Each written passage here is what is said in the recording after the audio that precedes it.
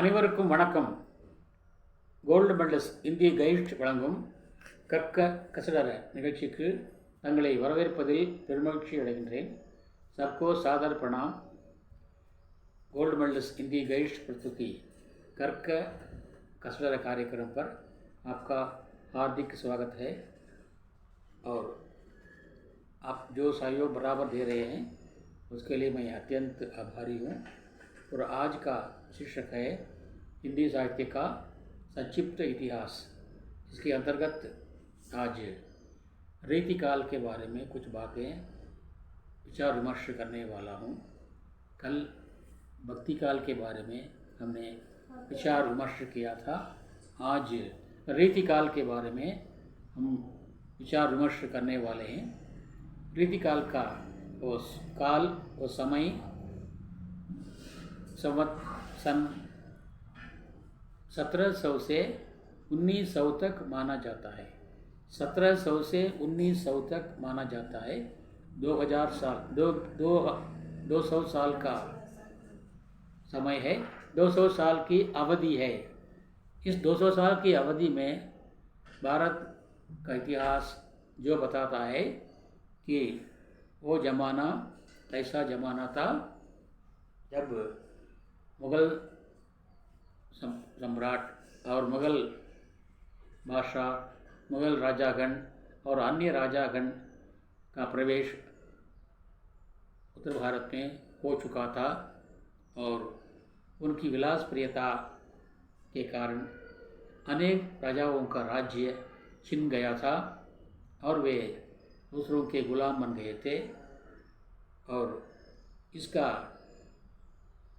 असर जनता पर पड़ा और कवियों पर भी पड़ा, क्योंकि कवि भी एक उसका एक अंग होता है ना.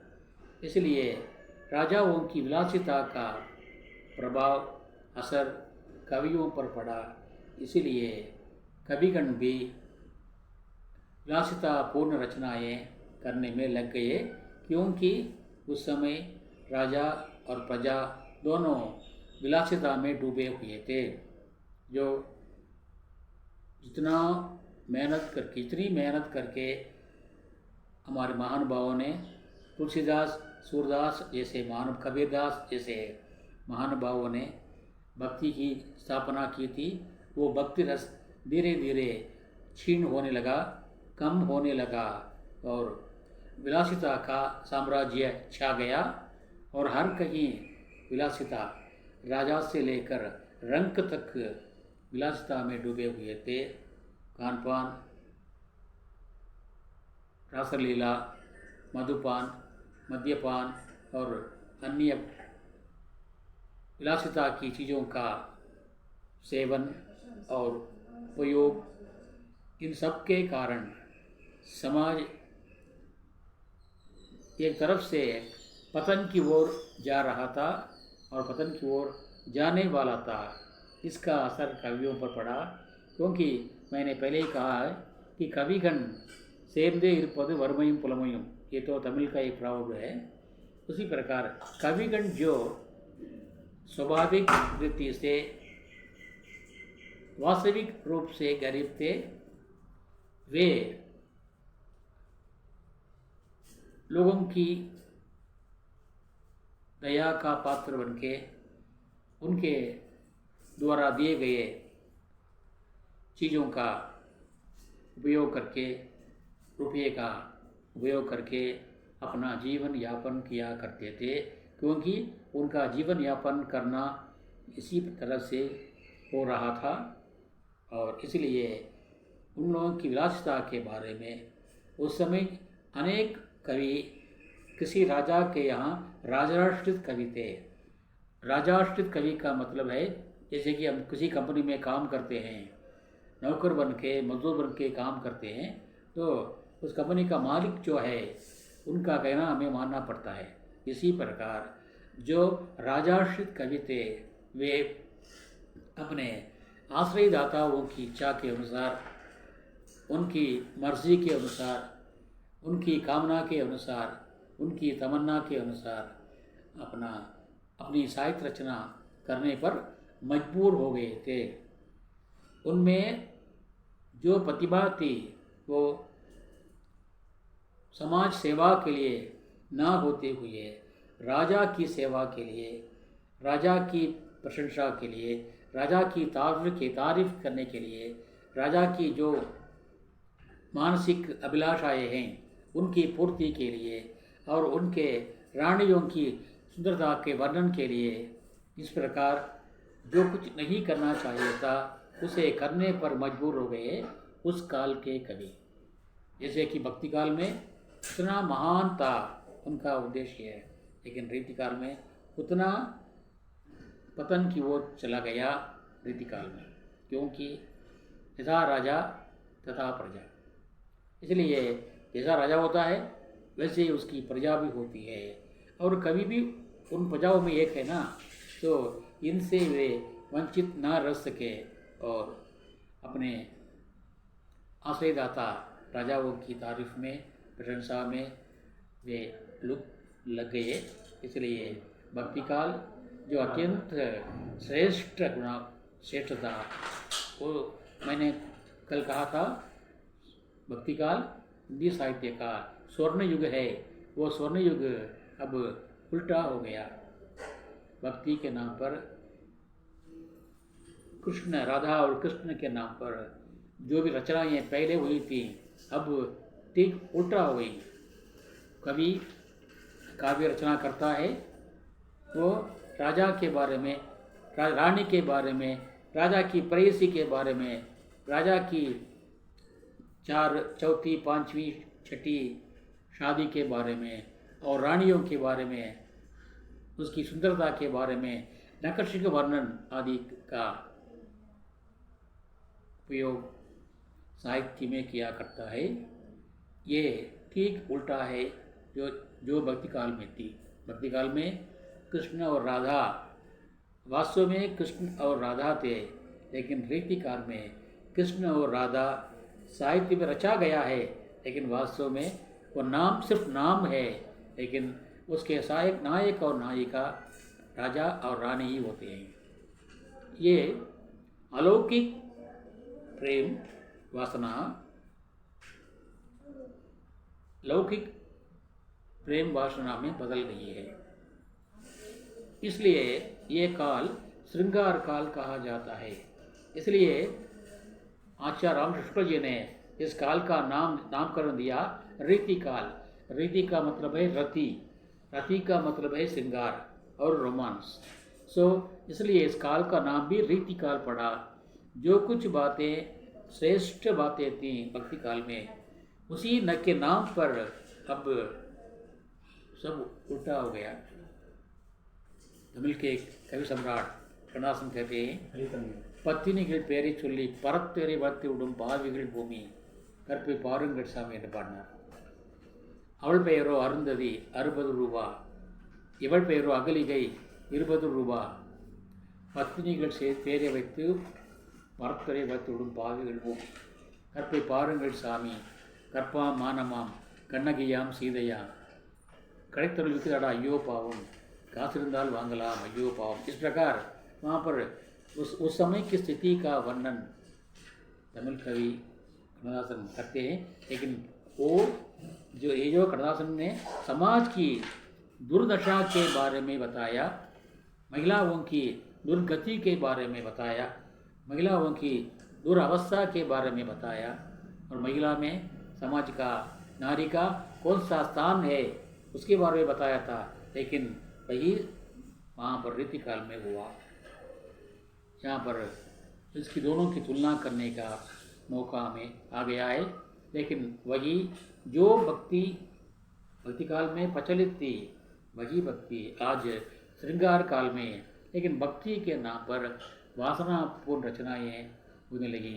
इसलिए कविगण निराश थे, मजबूर थे, उन्हें कुछ भी ना सूझता था। यहाँ पर कविगुणों में स्पर्धा जुट गई कि कौन सबसे अधिक वर्णन करता है। किसी नारी का, किसी रानी का वर्णन कौन सबसे अधिक ज़्यादा वर्णन करता है, नक्काशी का वर्णन करता है, मैं करूँ या तुम करोगे, दोनों में से कौन बड़ा है। ये बातें उस ज़माने में रीति काल में हो गई। इसी कारण साम्राज्य का अधः अधः पतन हुआ था। छोटे छोटे रियासत खत्म हो गए थे क्योंकि सब विलासितापूर्ण जीवन बिता रहे थे और राज्य व्यवस्था का पालन नहीं करते थे, अपने कर्तव्य का पालन नहीं करते थे। इस कारण उस देश का पतन हो गया, दूसरों का गुलाम बन गया। एक एक करके छोटी छोटी रियासत खत्म हो गए और बाद में उस समय आया विदेशी ब्रिटिश कंपनी कहते हैं, वो आया। वो व्यापार करने के लिए अंग्रेज यहाँ पर आया, वो शासन करने के लिए नहीं आया, सिर्फ व्यापार करने के लिए आया। और यहाँ की जो दुर्दशा और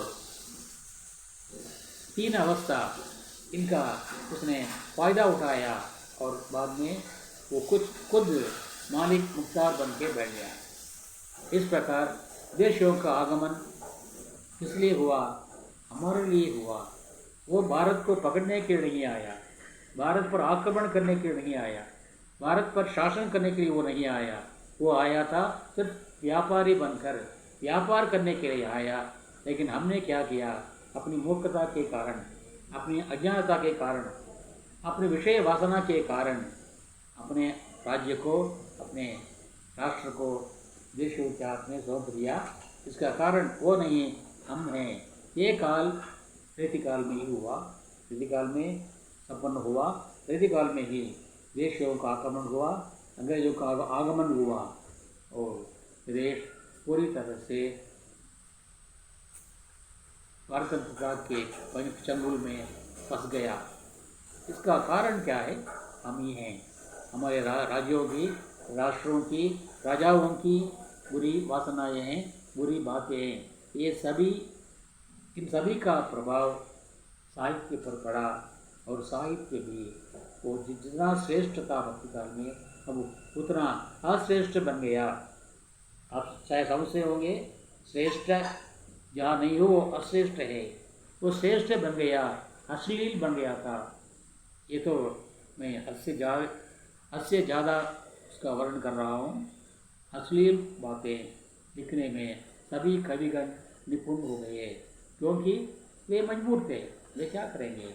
जीने के लिए उन्हें राजा की आज्ञा माननी पड़ती है, वो जो कहता है उसको करना पड़ता है। इसलिए यहाँ पर कवियों का कोई दोष नहीं है, ये सब समाज का प्रभाव है और राजा का प्रभाव है, प्रजा का प्रभाव है। इसलिए इस काल में श्रृंगार विषयक रचनाएँ होने लगी। इनमें से प्रमुख कवि विद्यापति की कविताएँ, उनके काव्य, उनको ये भी कहते हैं मैथिली कोकिला कहते हैं। उन्होंने नॉर्थ बिहार में जन्म लिया था और अपनी कोकिला वाणी से, शांतिपूर्ण वाणी से लोगों को प्रभावित किया था। लेकिन उनकी देन हिंदी के लिए बहुत बड़ी देन है, लेकिन वास्तव में उसमें ये बातें हैं जो भक्ति काल में नहीं थी। कृष्ण के नाम पर, राधा के नाम पर, भक्ति के नाम पर वासनापूर्ण रचनाएँ उस काल में हो रही थी। इस प्रकार वो रीतिकाल श्रृंगार काल के नाम से प्रभावित हुआ, प्रसिद्ध हुआ। आज भी वो एक प्रकार से हिंदी साहित्य का पतनोन्मुख काल कहा जाए तो बहुत श्रेष्ठ होगा। उसमें कोई अत्युक्ति नहीं होगी, यही मेरी अपनी विचारधारा है। इस प्रकार वो रीतिकाल जो नहीं करना चाहिए था वो उसे करने पर मजबूर हो गए। कर सकते थे, लेकिन उसके पहले जो मार्गदर्शक रहे भक्तिकालीन कविगण, अब ये ठीक उल्टा बन गया, उल्टा हो गया और वे मजबूर थे। इसलिए हम कविगणों के प्रति आरोप नहीं लगा सकते थे। ये सब क्या है? समाज का प्रभाव है। इसलिए इसे आदिकाल या वीरगाथा काल, वीर रस प्रधान रचनाएँ होती थी। भक्ति काल, उसमें भक्ति रस प्रधान रचनाएँ होती थी और रीति काल में श्रृंगार रस प्रधान रचनाएँ होने लगी और इस प्रकार ये श्रृंगार काल बन गया। यहाँ पर एक बात और उल्लेखनीय बात है कि एक अभी भी क्या तमिल में कहेंगे और துன்பத்திலும் ஒரு நன்மை உண்டு என்றார்கள். தமிழ் में ஒரு துன்பத்திலும் ஒரு இன்பம் உண்டு, ஒரு वेदइलम और विड़िपड़ती की सुधार। उस प्रकार यहाँ पर उनकी कल्पना शक्ति इतनी बढ़ने लगी कि वो बढ़ते बढ़ते रीति ग्रंथ लिखने में आ गई। जो अभी तक जो हम साहित्य में देखते हैं, रस छंद अलंकार आदि रीति ग्रंथों के हम अध्ययन कर रहे हैं। इस प्रकार रीति ग्रंथों का आगमन भी इसी रीति काल में हुआ। ये துன்பத்திலும் ஒரு நன்மை சொல்கிற மாதிரி துன்பத்திலும் ஒரு நன்மை வந்தது रीति काल ले, क्योंकि रीति काल में रीति ग्रंथों का आगमन हुआ, रीति ग्रंथों का पठन पाठन हुआ और इसका श्रेय आचार्य केशवदास को है।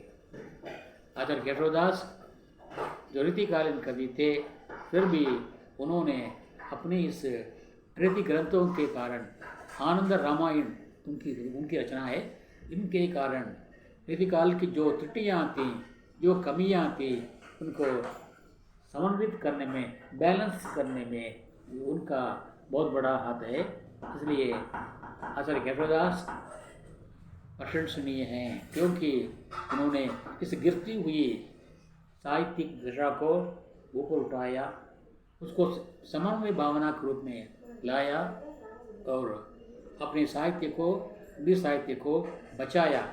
मैं यही कहूँगा, उन्होंने हिंदी साहित्य को बचाया। जो जिन कवियों ने अश्लील बातें लिखना शुरू किया था, उसके बदले इन्होंने रीति ग्रंथों का प्रणयन करके, रचना करके हिंदी साहित्य को एक नया मोड़ दिया था। इस प्रकार हिंदी साहित्य में रीति ग्रंथों का आगमन हुआ। इस आगमन की पूरी श्रद्धा, पूरा श्रेय आचार्य केशवदास को है। इस प्रकार एक बुरी बातों में भी एक अच्छी बात आ गई थी।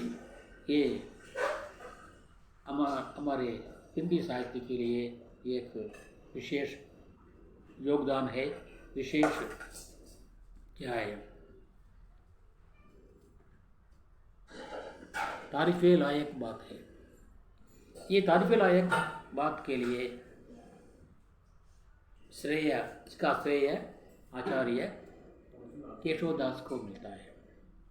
लेकिन एक बात यह है कि रीतिकाल में जो कुछ भी उन्होंने किया था, वो भक्ति के साथ न होने पर भी उसमें सौंदर्य, कोमलकांत पदावली, भाषा सौंदर्य, शैली सौंदर्य, ये सब उनमें आ गए थे। इसके कारण क्या हुआ, एक हिंदी साहित्य एक सम्यक, एक सभ्य साहित्य के रूप में, एक पल्लवित, परिपूर्णित साहित्य के रूप में हिंदी साहित्य का पुनर्निर्माण हुआ। ये भी रीतिकाल की देन है। इस प्रकार रीतिकाल ये प्रकार से बहुत निम्न श्रेणी के होने पर भी उनमें एक बड़ी अजीब से श्रेष्ठकर बातें भी हैं, मिली हुई है, जुड़ी हुई हैं। लेकिन इतना नीचे क्यों बना, इसका कारण कविगण नहीं थे, प्रजा थी, राजा थे और प्रजा थे। मैंने पहले कहा है, यथा राजा तथा प्रजा। इस प्रकार समाज की कुरीतियों के कारण, समाज में व्याप्त कुवासनाओं के कारण कवि उनका शिकार हो गए और उनकी कल्पना शक्ति श्रेष्ठ से बढ़कर, बदलकर अश्रेष्ठ की ओर चली गई। इसका सारा आरोप हम सिर्फ समाज पर रख सकते हैं, कर सकते हैं, ना कि कविगणों पर। इस प्रकार रीतिकाल एक प्रकार से बहुत हीन अवस्था में होने पर भी, यानी साहित्य होने पर भी, लेकिन उनमें कुछ श्रेष्ठ बातें भी थी। वो थी ऋद्धि ग्रंथों का चयन और ऋद्धि ग्रंथों का अध्ययन और ऋद्धि ग्रंथों का उत्पादन। इस तरह से रीतिकाल श्रृंगार काल भी कहा जाता है। इस पर रीतिकाल के बारे में हम जो बातें अभी तक सुनाते आ रहे हैं, इसकी पुष्टि इसका के लिए इसका जो जिम्मेवार समाज है और इस कमी को निभाने यानी इस कमी को पूर्णता की ओर लाने में आगे आने वाले जो काल है वो आधुनिक काल है। ये आधुनिक काल पूरी तरह से हमने हिंदी साहित्य को चरम सीमा पर पहुंचने में सफल साबित हुई है और साधक हुई है। ये आधुनिक काल जो 1900 से लेकर अब तक है, उसके बारे में हम विस्तारपूर्वक बातें करेंगे, क्योंकि इस समय मैंने पहले कहा था अंग्रेजों का आगमन हो चुका था। इसके कारण अंग्रेज साहित्य भी इसमें आ गए थे। मिल्टन और शेक्सपियर आदि कविगणों का प्रभाव हिंदी साहित्य पर पड़ने लगा। इसके कारण हिंदी साहित्य ऊपर की ओर बढ़ने लगा, उच्च चोटी की ओर बढ़ने लगा और वो भी बहुत श्रेष्ठ साहित्य के रूप में पनप रहा है। इस पनपने का कारण आधुनिक कालीन कवि थे।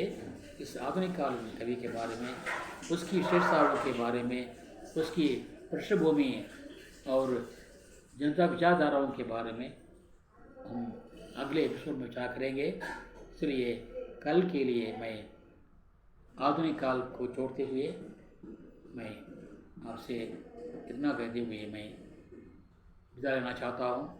कल आधुनिक काल शिष्य को लेकर के आपके सामने उपस्थित रहूँगा।